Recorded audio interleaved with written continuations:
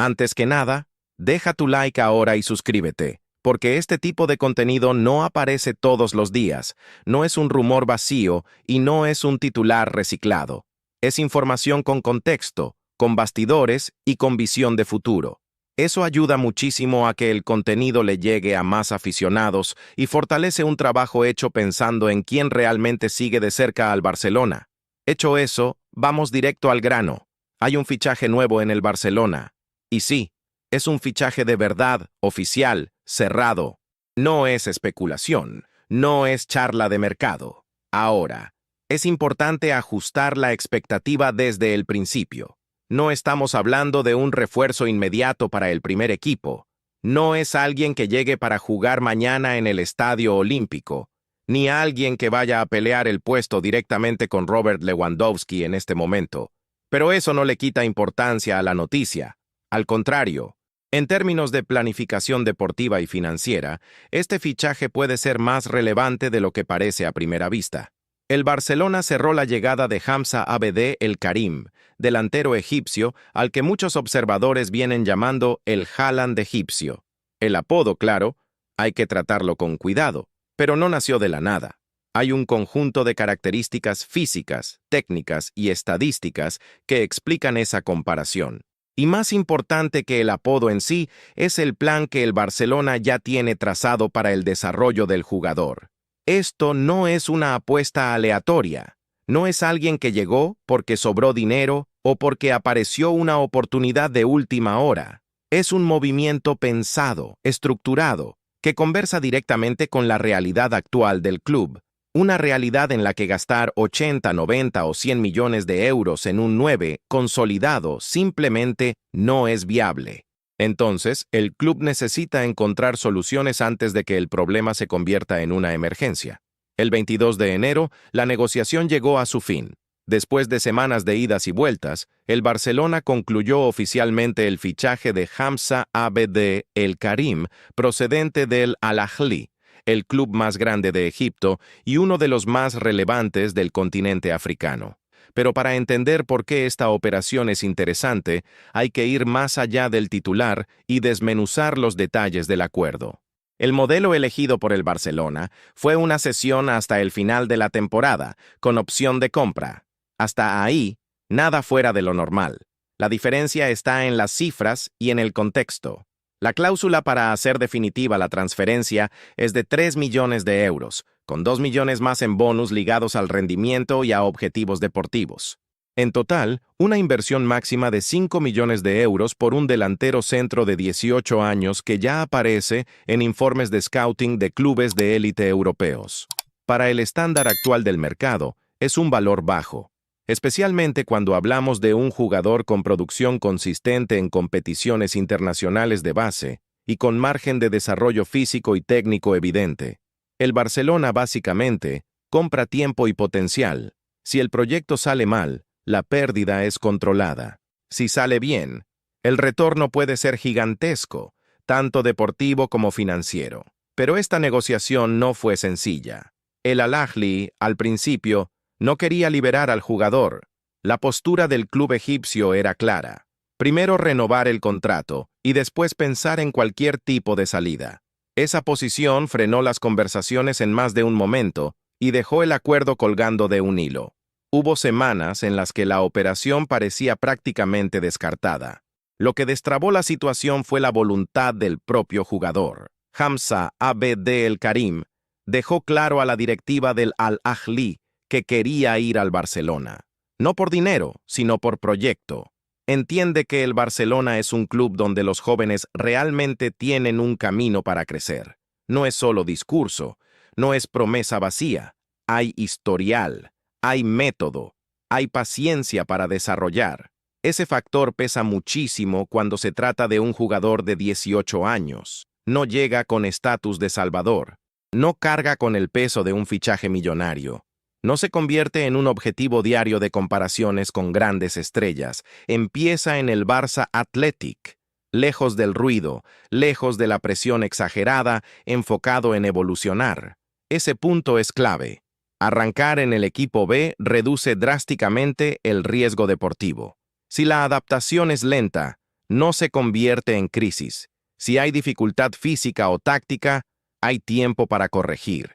Y si el crecimiento ocurre al ritmo esperado, el Barcelona gana un activo extremadamente valioso. En 2 o 3 años, un delantero centro con este perfil, si se consolida en Europa, puede alcanzar fácilmente una valoración de mercado entre 80 y 100 millones de euros. Es exactamente esa lógica la que explica la insistencia del club.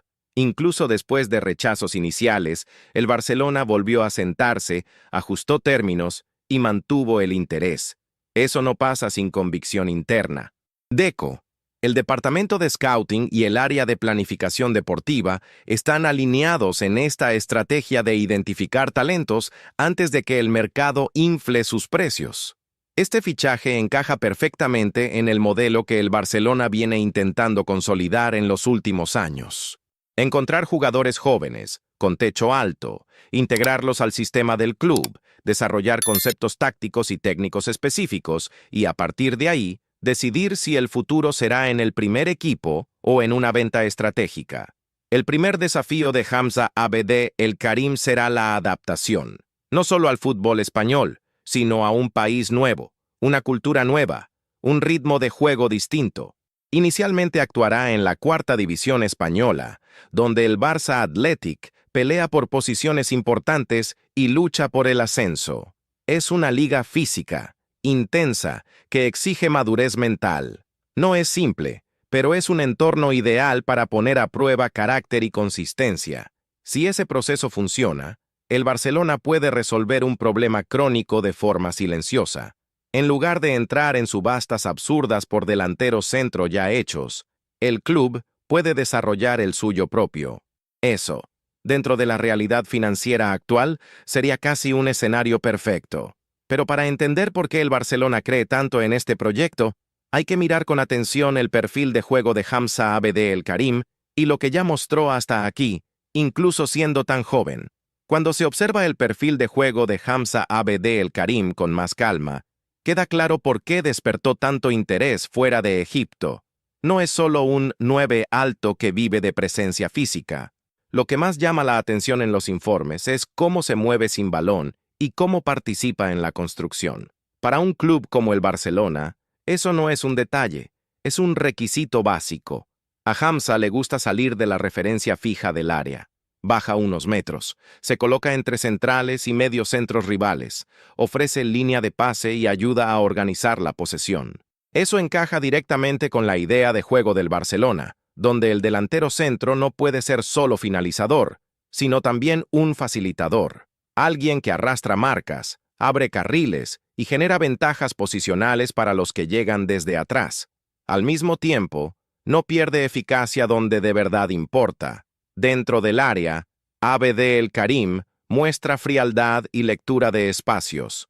Ataca bien el primer palo, sabe colocarse para el segundo y tiene un timing de salto muy bueno. El juego aéreo es una de sus armas más fuertes, tanto en balón parado como en centros en movimiento. Ahí nace la comparación con Haaland, mucho más por el perfil físico y la contundencia al definir que por cualquier promesa exagerada de nivel inmediato. Otro punto relevante es que es zurdo.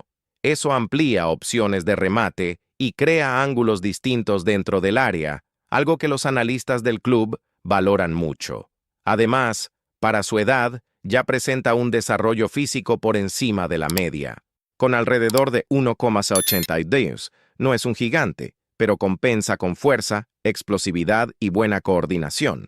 Gran parte de la proyección alrededor de Hamza viene de lo que mostró en las selecciones juveniles de Egipto. Fue ahí donde dejó de ser solo una promesa local y empezó a ser seguido con más intensidad por clubes europeos. En el Mundial Sub-17 jugó 4 partidos, sumó 349 minutos, marcó 2 goles y aportó una asistencia. Los números, por sí solos, no son una locura, pero el rendimiento fue consistente, con participación activa y una nota media por encima de 7.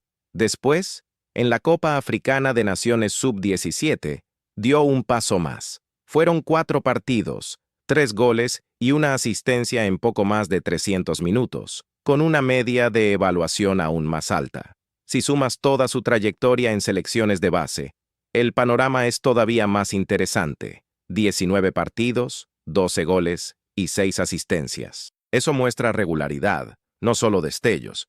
Y no se trata solo de estadísticas. Quienes siguen el fútbol africano juvenil señalan a Hamza como el principal talento de Egipto en este momento. No uno de los principales, el principal. Esa valoración viene de profesionales que siguen a los jóvenes de forma sistemática, con datos, vídeos e informes continuos. No es opinión de redes sociales, es análisis técnico. En clubes, su recorrido también llama la atención por lo temprano que fue. Debutó con el primer equipo del Al-Ahly en la Champions League africana con 17 años, entrando en el segundo tiempo de una victoria contundente. Con eso, se convirtió en uno de los egipcios más jóvenes de la historia en jugar la competición. Antes de eso, ya había debutado en la Liga Nacional con apenas 16 años, rompiendo una secuencia histórica dentro del club. Eso ayuda a entender por qué el Al-Ahly resistió tanto.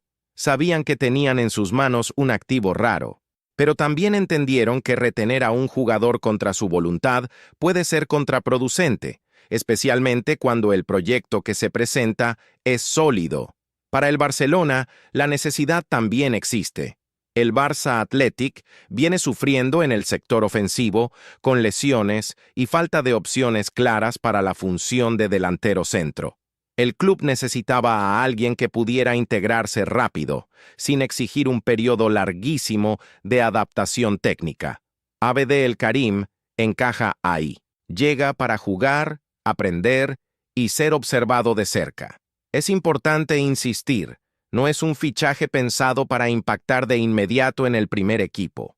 Es un proyecto que conversa directamente con la realidad financiera del club y con la planificación deportiva de medio y largo plazo. Cuando miras el contexto general, se entiende todavía más por qué este tipo de movimientos ganan fuerza. Hoy, hablar de fichajes como Julián Álvarez o Erling Haaland para el Barcelona está lejos de la realidad. Lo más plausible pasa por ajustes internos, renovaciones estratégicas y una gestión cuidadosa de salarios. En ese escenario, desarrollar un 9 en casa deja de ser un lujo y pasa a ser una necesidad. También está el factor tiempo. Robert Lewandowski sigue siendo referencia, pero el club sabe que esta transición debe planificarse. No se puede esperar a que el problema explote para correr a buscar soluciones en el mercado. La idea es preparar el terreno antes. En ese sentido, Hamza Abd El Karim aparece como una posibilidad real de sucesión gradual, sin prisa, sin presión desmedida. Esa visión explica otro detalle importante, la intención de observarlo de cerca ya en la pretemporada. El objetivo es entender cómo responde a entrenamientos de mayor intensidad, cómo asimila conceptos tácticos más complejos y cuál es el ritmo de evolución posible en un periodo corto. A partir de ahí, el club podrá ajustar el plan con mayor precisión. No es la primera vez que el Barcelona apuesta por esta vía. Ejemplos recientes muestran que cuando el proceso se lleva bien, el retorno puede ser enorme. Jugadores que llegaron sin focos, pasaron por el equipo B, crecieron poco a poco y hoy son piezas centrales o activos de muchísimo valor. La lógica aquí es la misma, adaptada a la realidad actual. Al final, este fichaje dice mucho sobre el momento del Barcelona. Menos espectáculo y más estrategia. Menos apuesta desesperada y más planificación. Hamza Abd El Karim no llega como estrella, sino como un proyecto cuidadosamente elegido. Si va a salir bien, el tiempo lo dirá. Pero la decisión, en sí, tiene sentido. Ahora quiero saber tu opinión. ¿Crees que el Barcelona hace bien en apostar por este tipo de perfil para el futuro de la posición de delantero centro? Deja tu comentario, porque eso ayuda muchísimo a enriquecer la discusión. Si te gustó el contenido, deja tu like y suscríbete para no perderte las próximas actualizaciones sobre cómo va a evolucionar esta historia dentro del club. ¿Quieres que continúe con más partes profundizando el impacto de este fichaje en la planificación del Barcelona y en las comparaciones con otros proyectos recientes del club?